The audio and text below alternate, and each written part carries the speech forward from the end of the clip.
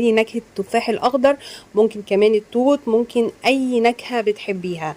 على فكرة أنا جربت الجيلي إن أنا أعمله في اللوليتا، ما كانش حلو خالص، ما كانش نفس نكهة اللوليتا اللي احنا اتعودنا عليها.